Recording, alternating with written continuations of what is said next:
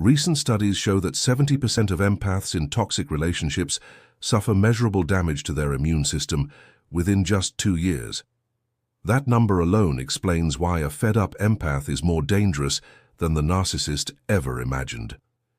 Because once the body and mind reach the breaking point, compassion no longer bends, it ignites.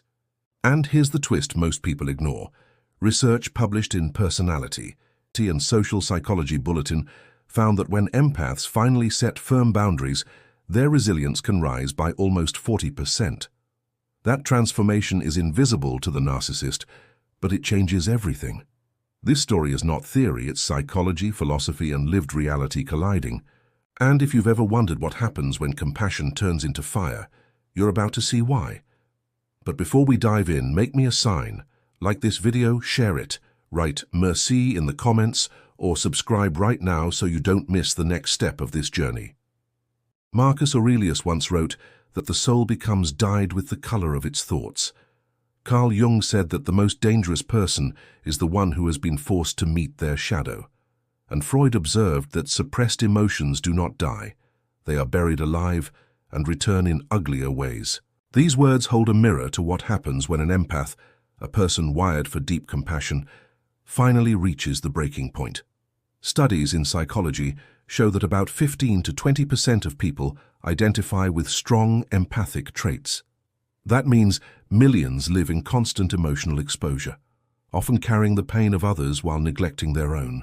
When we talk about an empath, we often imagine endless patience, kindness, and forgiveness. But numbers tell another story. A 2018 study in Frontiers in Psychology revealed that high empathy is linked to higher risks of burnout, depression, and even physical illness. Another report by the American Psychological Association showed that chronic emotional stress can increase the risk of heart disease by nearly 40%.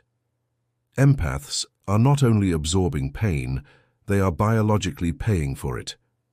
You may recognize yourself in this picture, always giving, always understanding, always softening conflict, until one day the reservoir is empty. This breaking point is not sudden. It builds silently, layer after layer.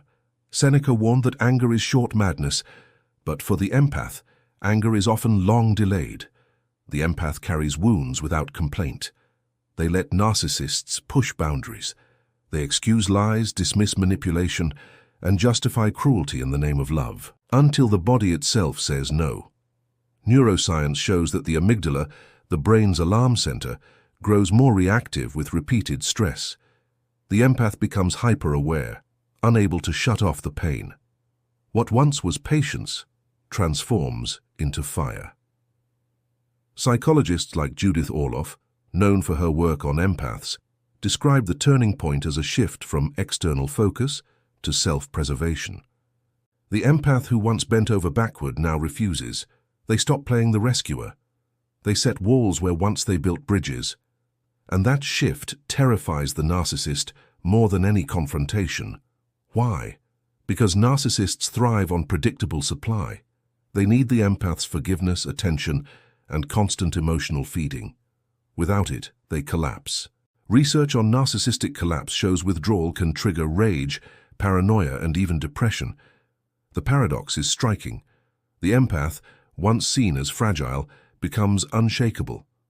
Marc Aurel would call this aligning with reason and nature. Modern psychology calls it boundary formation. Whatever the name, the process is the same. Suffering carves out clarity. Pain refines judgment. The empath realizes that compassion without limits is self-destruction, and that realization shifts the balance of power. Imagine the scenario. You once answered every late-night message, every crisis. You gave endless second chances. But now, silence replaces response. The narcissist's control fades. You walk away, and that single act is louder than years of explanations. This is not just about leaving a toxic person. It is about the empath reclaiming identity. Carl Rogers, the humanistic psychologist, once said that when we accept ourselves as we are, change becomes possible. The empath at the breaking point embodies this truth. The numbers again prove it. A study at the University of Cambridge showed that individuals who practice assertive communication, report a 30% increase in life satisfaction. Another survey revealed that those who leave toxic relationships experience measurable improvements in immune function within 6 months. Science, philosophy, and lived experience all confirm the same pattern. When the empath's compassion hardens into resolve, transformation follows. This moment is dangerous for the narcissist because their script no longer works. The guilt, the gaslighting, the love bombing, none of it lands.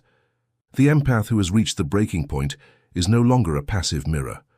They become a wall, they become fire. And that fire does not destroy blindly. It illuminates, it exposes manipulation, it burns away illusions and reveals the truth. The real danger lies not in rage but in clarity. Epictetus said, "We suffer not from events but from our judgments about them." Once the empath shifts judgment from "I must save" to "I must live," everything changes. The narcissist is left powerless, facing a person they underestimated. The empath, once drained, is now dangerous, not because they seek revenge, but because they no longer play the game. And here is where you might see yourself. Perhaps you are standing at that edge, compassion worn thin, patience stretched beyond measure. Maybe you fear that choosing yourself makes you cruel, but the truth is the opposite. By reaching this breaking point, you enter a space where compassion is no longer weakness but strength guided by wisdom. Carl Jung once said, "The meeting of two personalities is like the contact of two chemical substances. If there is any reaction, both are transformed." For empaths, every encounter is a chemical reaction. Their nervous system is wired to absorb emotions as if they were their own. Neuroscience backs this up. A 2007 study published in Science showed that the mirror neuron system, the brain network responsible for empathy, lights up more intensely in highly sensitive people. That means an empath literally feels the pain of others with stronger neural activation than the average person. You may have noticed this in yourself. You walk into a room and feel the tension before anyone speaks. A friend hides sadness behind a smile, but you sense it instantly. Research by Dr. Elaine Aron on highly sensitive persons found that nearly 20% of the population has this heightened responsiveness. Empaths belong to this group. They carry not just emotions but also energy, atmosphere, even unspoken conflict. And while this sensitivity is a gift, it also becomes a burden. Sigmund Freud once warned that unresolved emotional absorption creates internal conflict. The empath often confuses their own needs with the needs of others. They ask, "Am I upset because of me or because of them?" This blurred line is where the narcissist finds entry. Narcissists exploit empathy by projecting their chaos, knowing the empath will carry it. Studies on emotional abuse reveal that empaths in toxic relationships report 60% higher levels of anxiety compared to non-empaths. The shadow of empathy is overload, and overload leads to silence, isolation, and eventually collapse. Yet within this shadow lies hidden power. Seneca observed that difficulties strengthen the mind as labor strengthens the body. Modern psychology mirrors this truth.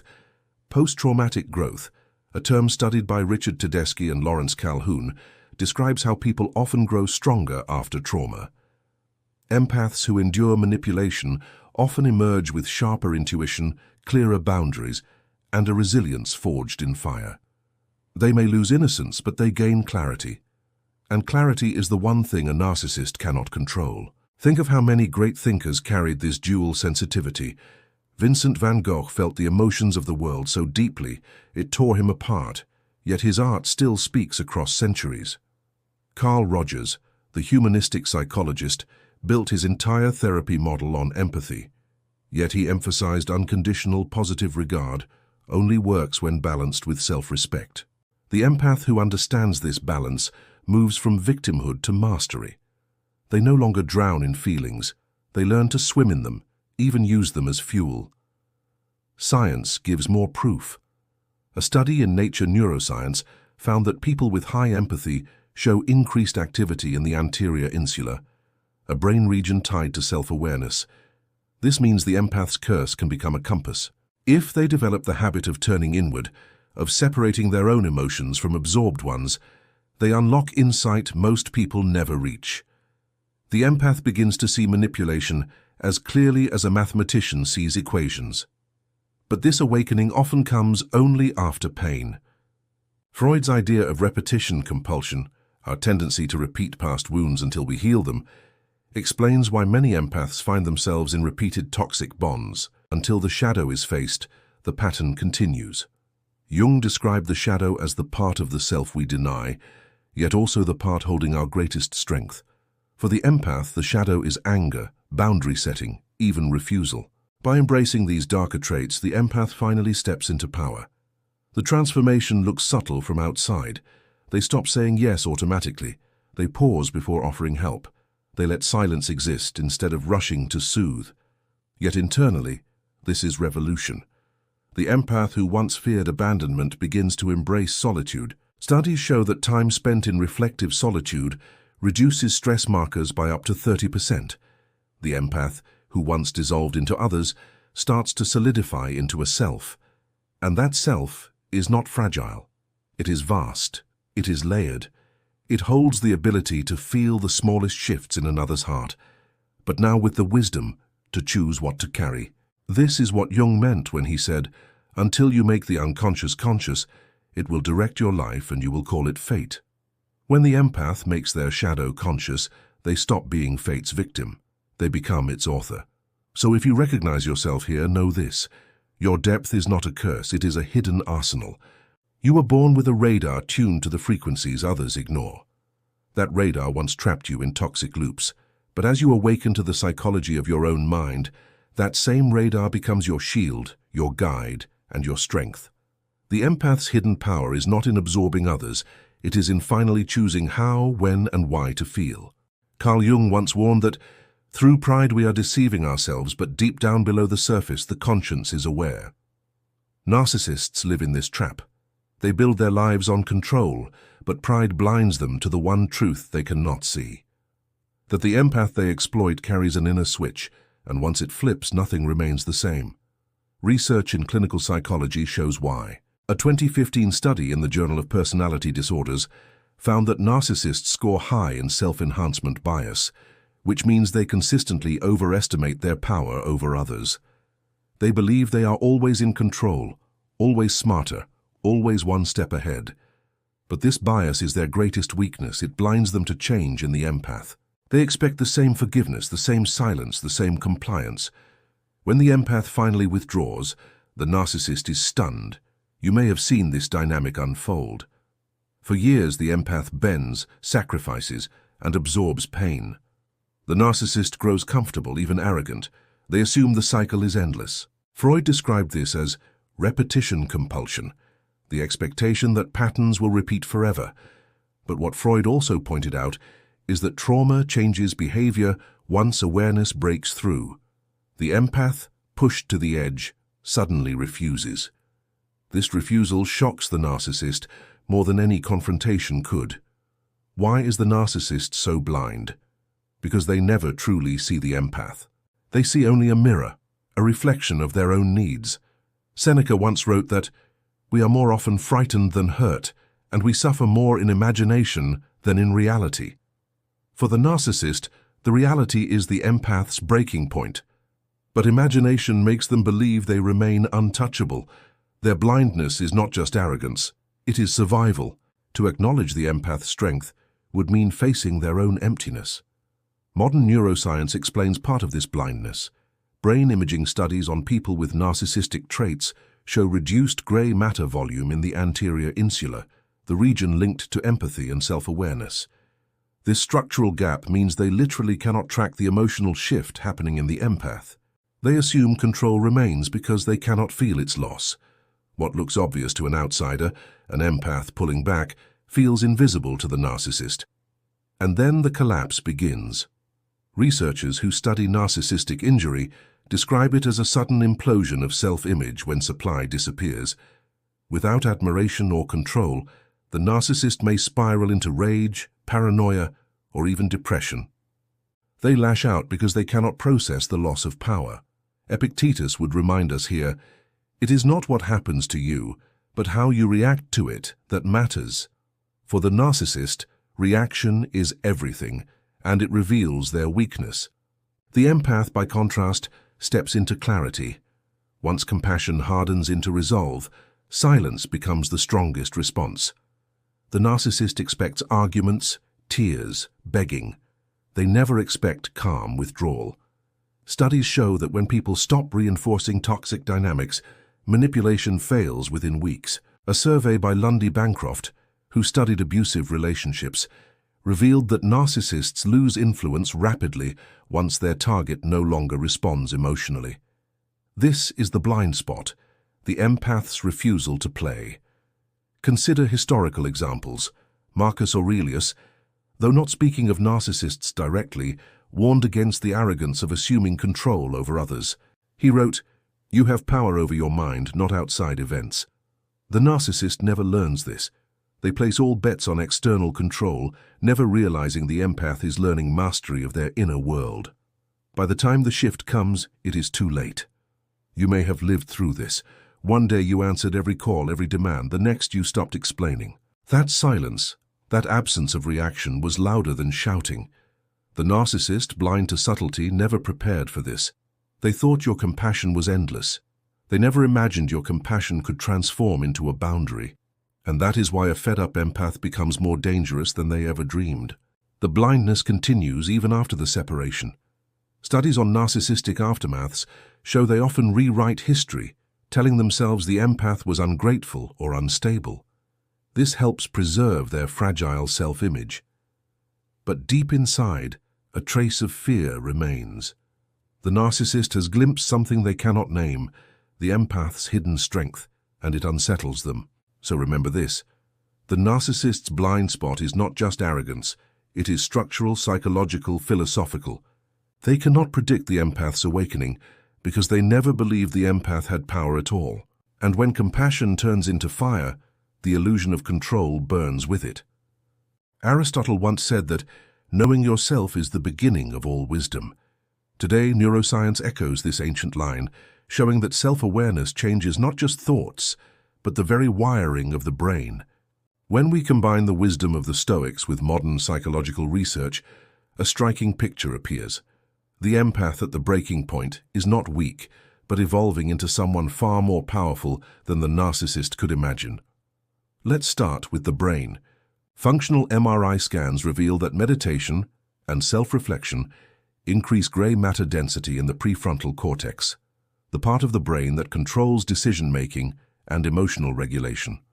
A study published in Psychiatry Research showed that just 8 weeks of mindfulness training can shrink the amygdala, the brain's fear center, while strengthening the regions linked to calm judgment.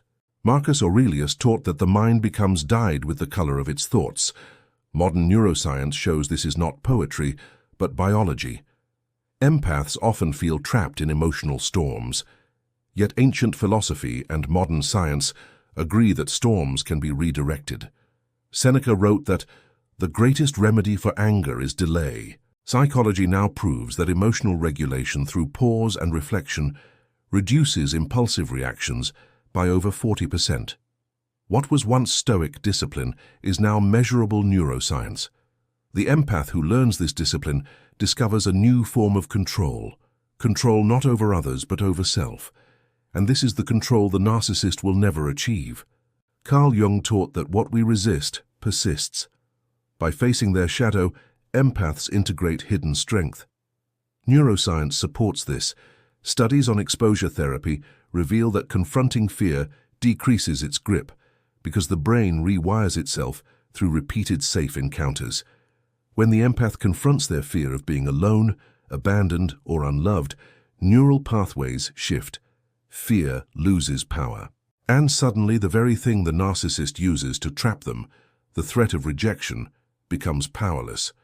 Numbers prove the scale of this transformation.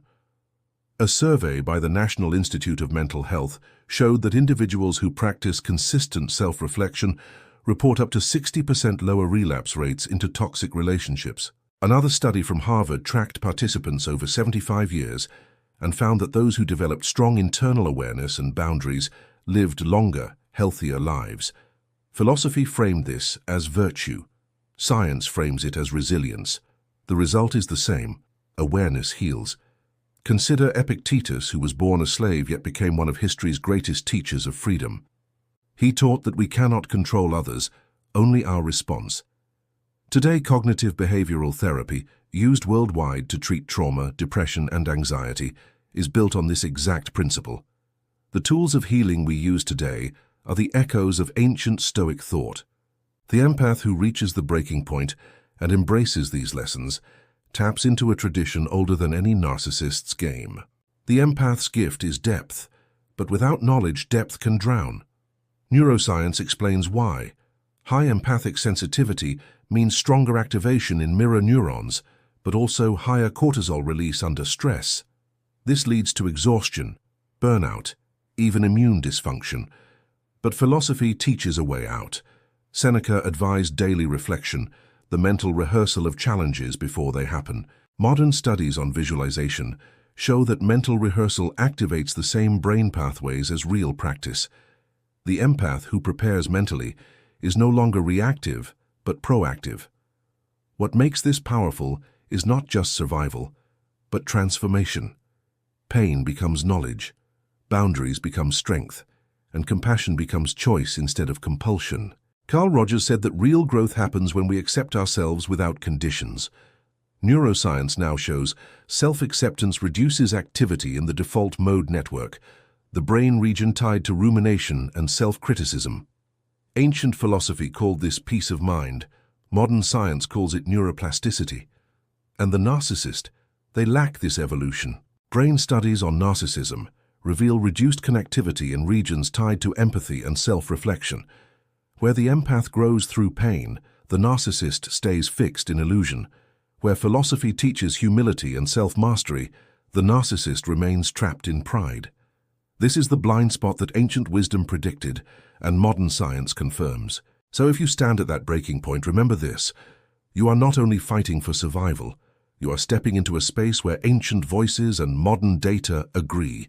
Your mind can be trained, your reactions reshaped, your empathy refined into strength, and this strength, once awakened, is beyond the narcissist's reach.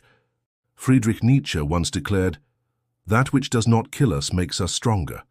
For many, this sounds like a cliché, but for empaths, this line describes a lived reality. The pain they carry often feels unbearable, yet within that suffering lies a strange alchemy. Neuroscience and philosophy both confirm it.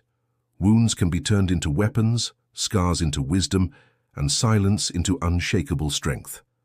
Psychologists Richard Tedeschi and Lawrence Calhoun coined the term post-traumatic growth. Their research revealed that nearly 70% of people who survive deep trauma report profound positive change, more resilience, sharper priorities, and a stronger sense of meaning. Empaths, who experience life at full emotional volume, often become prime examples of this transformation. Their pain does not fade, but it becomes fuel. They learn to see patterns others ignore. They read faces, tones, silences with the accuracy of a seasoned analyst. What was once a curse turns into a rare survival skill. Carl Jung argued that the wound is the place where the light enters you. He meant that suffering forces us to confront hidden truths. Neuroscience agrees. A study published in Neuron found that painful experiences activate regions tied to memory and learning more powerfully than neutral ones. Pain imprints lessons deeply into the nervous system. For the empath, betrayal and manipulation become teachers. They learn to spot red flags not from books but from scars. The same sensitivity that once trapped them now shields them. Think of historical figures who endured pain and turned it into transformation. Viktor Frankl, a psychiatrist who survived Nazi concentration camps, wrote that those who found meaning in suffering could endure unimaginable cruelty. His book, Man's Search for Meaning, has sold over 16 million copies worldwide, because it reveals a truth that resonates across time. Pain can destroy us, or it can forge us. Empaths often discover this truth when they finally rise from the ashes of a toxic bond. Numbers add weight to this. A 2019 study in the Journal of Affective Disorders showed that individuals who practiced reflective writing after trauma reported a 23% increase in emotional regulation and resilience. Another study from the University of North Carolina found that people who reframed past wounds as lessons were 40% less likely to relapse into toxic relationships. Pain becomes not just memory but strategy. Seneca said, "Fire tests gold, suffering tests brave men." For empaths, the fire of suffering tests their compassion. At first, compassion seems broken. They close themselves off, fearing they have lost their gift. But over time, they realize compassion has not died, it has sharpened. Instead of giving it to anyone who demands, they give it with choice. And this choice makes their compassion more powerful, not less. Transformation also happens in the body. Neuroscience shows that when people recover from stress, the hippocampus, the brain region for memory, actually grows new connections. This process, called neurogenesis, means that healing is not abstract. It is biological. Every time an empath chooses boundaries over people-pleasing or truth over denial, new neural pathways form. Pain is literally reshaping the brain into something stronger. Freud once warned that unprocessed pain returns in destructive ways. But when pain is processed, when it is faced with honesty, it becomes creativity. Many of the world's greatest artists, thinkers, and leaders carried deep wounds. They turned their pain into music, philosophy, and vision. The empath who transforms through pain joins this lineage. Their scars become stories. Their survival becomes guidance for others. Imagine yourself here. The wounds you carry are real, they may still burn. But within that fire, something is being forged. You are not just healing, you are arming yourself. Your past is no longer a prison. It is a weapon, a compass, a lesson book written in your own blood and sweat. And no narcissist can take that from you. This is why a fed-up empath becomes more dangerous than the narcissist imagined. The pain that once silenced you now speaks. The wounds that once weakened you now guard you. The past that once enslaved you now frees you. Transformation through pain is not easy. It is not quick. But once it happens, you rise as someone the narcissist cannot predict, control, or defeat. Marcus Aurelius wrote, "You have power over your mind, not outside events." For most empaths, this wisdom feels unreachable in the beginning. They spend years chained to outside events, the moods of others, the demands of partners, the chaos of narcissists. But once the empath crosses the breaking point and transforms through pain, Aurelius's truth becomes alive. They realize their power lies not in pleasing others, but in mastering themselves. This is the birth of the empowered empath. What does empowerment look like? Psychology gives answers. A 2020 study in the Journal of Positive Psychology found that people who learned assertiveness reported a 38% rise in relationship satisfaction. Another study by the University of Michigan showed that individuals who practiced self-compassion reduced stress levels by 32% and improved resilience. These are not abstract numbers. They describe the new life of the empowered empath. Boundaries are set without guilt. Compassion flows without exhaustion. Relationships become partnerships, not prisons. Carl Rogers argued that growth requires congruence, living in alignment with one's true self. The empowered empath embodies this congruence. They stop hiding behind masks of endless patience. They no longer say yes when their heart screams no, and this authenticity transforms relationships. Toxic ties collapse while healthy connections thrive. What once attracted narcissists now attracts equals. Instead of being drained, the empath becomes a source of balanced strength. Seneca once advised, "Associate with those who will make a better man of you." Modern neuroscience confirms this ancient advice. Studies on social bonds reveal that positive relationships release oxytocin, which lowers cortisol and improves immune function. The empowered empath now chooses wisely. They no longer chase validation. They no longer tolerate manipulation. They build circles that heal instead of harm. This shift redefines not only relationships, but the empath's entire future.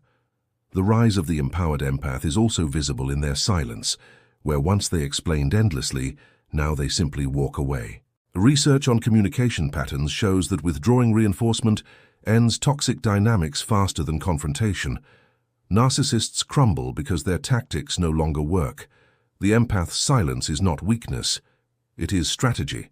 Marcus Aurelius would call it reason over rage. Modern psychology calls it boundary enforcement. Both describe the same strength. But empowerment is not just defense, it is creation. Empaths, once trapped in survival, begin to build.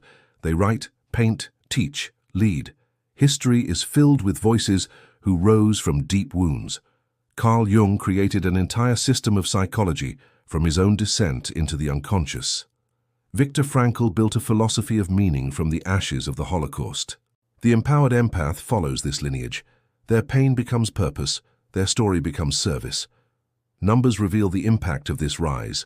Surveys show that people who leave toxic relationships and rebuild with self-awareness report a 50% increase in life satisfaction within 2 years. Another long-term study at Harvard found that resilience built through adversity predicts both longer lifespan and greater happiness. The empowered empath is not just surviving, they are thriving biologically, emotionally, spiritually, and this is why they become more dangerous than the narcissist ever imagined. The narcissist built their illusion of control on the empath's silence. They relied on endless forgiveness. They fed on compassion without limits. But now the empath chooses where their compassion goes. It is no longer supply, it is sovereignty. This shift dismantles the narcissist's game. You may feel this shift within yourself. Perhaps you are no longer afraid of being alone. Perhaps you have discovered peace in solitude, clarity in boundaries, strength in silence. These are not small victories. They are signs of empowerment. The empath who rises from fire carries a force that redefines every relationship around them. They are not fragile. They are not naive. They are not prey. They are proof that compassion, when tested by suffering and sharpened by wisdom, becomes one of the most unstoppable powers in the human story.